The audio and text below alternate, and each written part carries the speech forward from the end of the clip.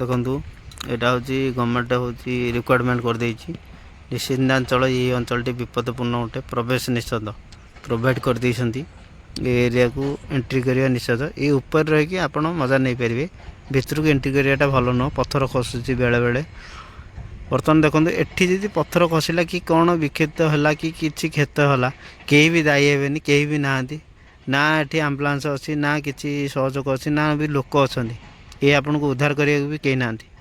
ଗଭର୍ଣ୍ଣମେଣ୍ଟର ଏଠି ଭଲ ସଚେତନ ଦେଇଛି, ଆପଣ ଏହାକୁ ସହିତ ମାନନ୍ତୁ। ଆଉ କିଛି ମଜା ପାଇଁ କି କିଛି ଆତ୍ମା ଶାନ୍ତି ପାଇଁ ଏହାର ହେଉଛି ଅତି ଉଲ୍ଲଗ୍ନ ଭେଦ କରନ୍ତୁନି।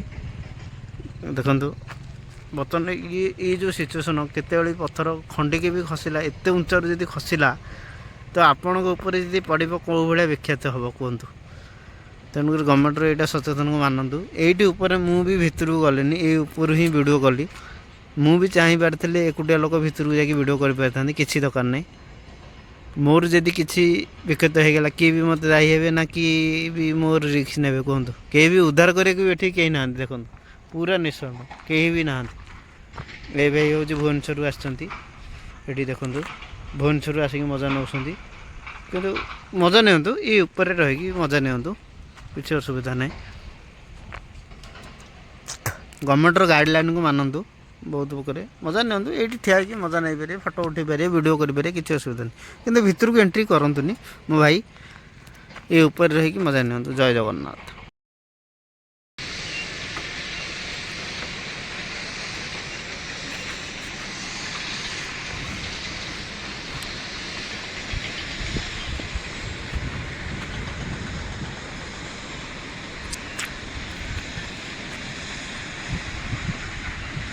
এটা হচ্ছে ওড়িশার মিনি লଦାଖ। ଦେଖନ୍ତୁ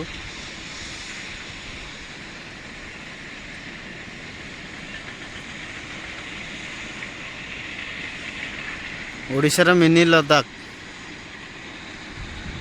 କେମିତି ଲାଗୁଛି?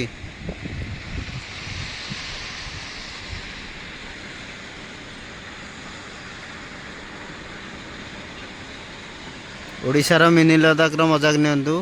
ଆପଣ ବି କେତେବେଳେ ଆସନ୍ତୁ, ଭିଜିଟ୍ କରନ୍ତୁ।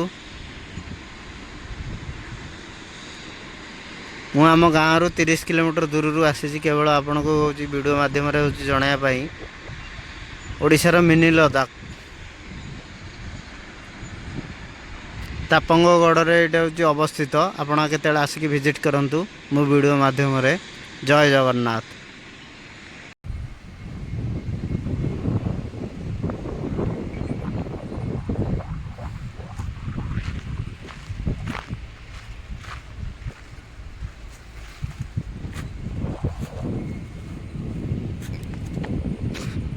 ଦେଖନ୍ତୁ ଆଜ୍ଞା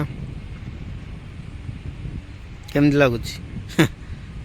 ଆପଣଙ୍କୁ ଦେଖିକି ବିଶ୍ୱାସ ହେଇଯାଉଥିବ ଯେ ଏଇଟା ହେଉଛି ମିନି ଲଦାଖ ବୋଲି।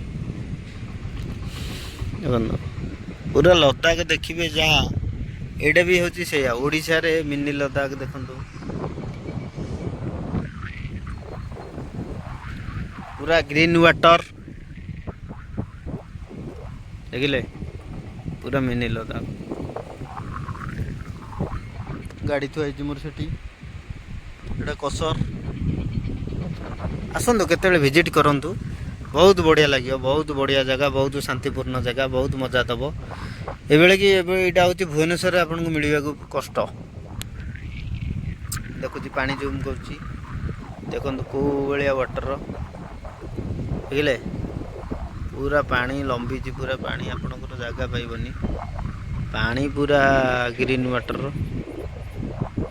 ଖରା ଦିନେ ଯେମିତି, ବର୍ଷା ଦିନେ ସେମିତି, ଶୀତ ଦିନେ ସେମିତି, ସେତିକି ପାଣି। ପାଣି କମିବାର ନାହିଁ, ଝର ଫିଟି ଯାଇଛି ସବୁଆଡ଼ୁ, ପୁରା ଗ୍ରୀନ୍ ୱାଟର। ଜୟ ଜଗନ୍ନାଥ। ଦେଖନ୍ତୁ ଜୟ ଜଗନ୍ନାଥ, ମିନି ଲଦାଖ ଚାରିଆଡ଼ୁ ଦେଖାଉଛି ଆପଣଙ୍କୁ,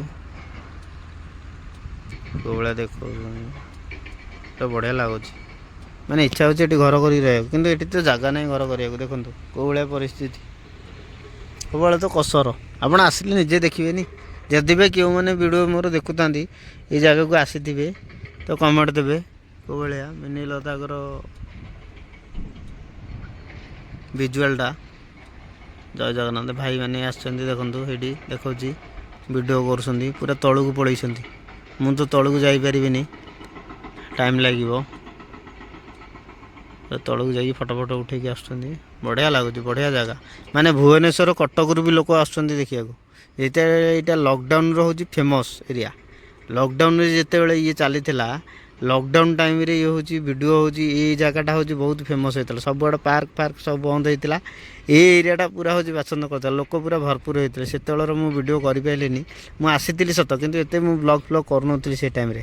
ଆପଣ ଆସନ୍ତୁ, ଭିଜିଟ୍ କରନ୍ତୁ, ଦେଖନ୍ତୁ କେମିତି କ'ଣ ଲାଗୁଛି, ଦେଖିକି ଥରେ ଯାଆନ୍ତୁ, ମଜା ନିଅନ୍ତୁ। ଜୟ ଜଗନ୍ନାଥ।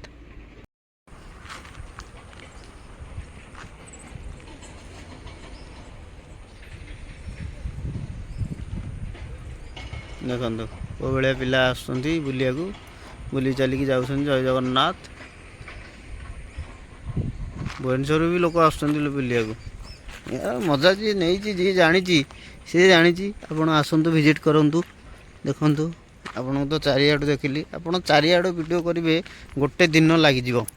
ଏଠି ପାର୍କ ଦରକାର ନାହିଁ କି କିଛି ଦରକାର ନାହିଁ। ଆପଣ ଏଇ ପାଣି ପାହାଡ଼ରେ ମନ ହଜିଯିବ। ଦେଖନ୍ତୁ, ଆପଣ ଜୁମ୍ କରିକି ଦେଖାଉଛି, ସେଠି ବି ଭାଇମାନେ କେତେ ଜଣ ବସିଛନ୍ତି। ଏଇଟା ଦେଖାଯାଉନି, ସେପଟକୁ ଗଲେ ଆପଣଙ୍କୁ ଦେଖେଇବି। ଦେଖନ୍ତୁ, ଦେଖିଲେ ଏଇଠି ସେଠି ଭାଇ କେତେ ଜଣ ବସିକି ଭିଡ଼ିଓ କରୁଛନ୍ତି ସେଇଠି ଠିଆ ହେଇକି।